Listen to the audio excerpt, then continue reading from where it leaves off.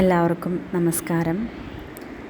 ഇപ്പോൾ പ്രസിദ്ധമായ ഇരിങ്ങാലക്കുട കുടൽമാണിക്യസ്വാമി ക്ഷേത്രത്തിൽ ഉത്സവം നടന്നുകൊണ്ടിരിക്കുകയാണ്.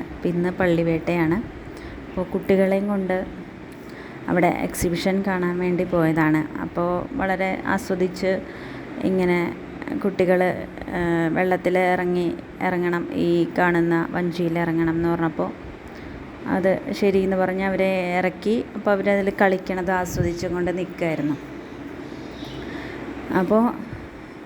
അപ്പോഴാണ് അവിടെ 2 കുട്ടികളിങ്ങനെ നോക്കി നിൽക്കുന്നുണ്ട്. ഇതും കണ്ടുകൊണ്ട് നോക്കി നിൽക്കുന്നുണ്ട്. അപ്പോൾ ഞാൻ വിചാരിച്ചു ചിലപ്പോൾ അവിടെ ഈ ഒരു കളി നടത്തുന്ന ആളുടെ, അതായത് ആ ടിക്കറ്റൊക്കെ വിറ്റ് ഈ ഒരു ഗെയിം നടത്തുന്ന ആളുണ്ടല്ലോ, അയാളുടെ ആരെങ്കിലും ആയിരിക്കും എന്ന് വിചാരിച്ചു. അപ്പോൾ കുറച്ച് കഴിഞ്ഞപ്പോൾ ഏട്ടനാണ് പറഞ്ഞത്, അല്ല, ഇത് ആ കുട്ടികൾക്ക് ആഗ്രഹമുണ്ട് ഇതിൽ കയറി കളിക്കാനായിട്ട്, പക്ഷെ അവരുടെ കയ്യിൽ പൈസ ഇല്ല, അതുകൊണ്ട് അവർ നോക്കി നിൽക്കുകയാണ് എന്ന് പറഞ്ഞു. എന്താ വേണ്ടേ, നമ്മളും കാശായിട്ട് കയ്യിൽ അധികം കരുതിയിട്ടുണ്ടായിരുന്നില്ല. അപ്പോൾ ഇവിടെ ആണെങ്കിൽ ഗൂഗിൾ പേ ഇല്ല. അപ്പോൾ എന്തായാലും നമ്മൾ അത് ടിക്കറ്റ് എടുത്തു കൊടുത്തു.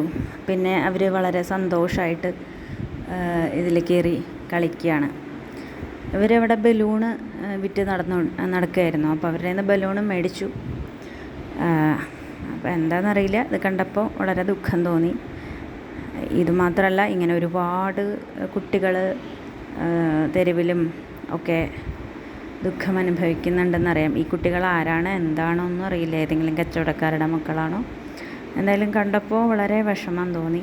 നമ്മുടെ ഭാരതത്തിൻ്റെ ശക്തിയായി മാറേണ്ടവരാണ് ഇന്നത്തെ ഓരോ കുട്ടികളും. അവരുടെ ബാല്യം ഇങ്ങനെ ആയിപ്പോകുന്നതിൽ വളരെയധികം സങ്കടമുണ്ട്. അപ്പോൾ ഇവർ കളിക്കുമ്പോൾ അവരുടെ ഉള്ളിലെ ആ ഒരു സന്തോഷം എന്നുള്ളത് വളരെയധികം നമുക്കും മാനസികമായിട്ട് ഒരു തൃപ്തി തന്നു. പക്ഷേ എത്രണ്ടും നമുക്കവരെ സഹായിക്കാൻ പറ്റും, അതിന് പരിധി ഉണ്ടല്ലോ. ഇപ്പോൾ ഇങ്ങനെ ഒരു ചെറിയ സന്തോഷം കൊടുക്കാൻ പറ്റി എന്നുള്ളത് അത്രയേ ഉള്ളൂ. അപ്പോൾ ഇതൊരു പൊതുമാധ്യമത്തിൽ വന്ന് എനിക്ക് പറയണം എന്ന് തോന്നി. ചില കാര്യങ്ങൾ പറയാൻ തോന്നുമ്പോൾ പറയണം എന്നാണല്ലോ.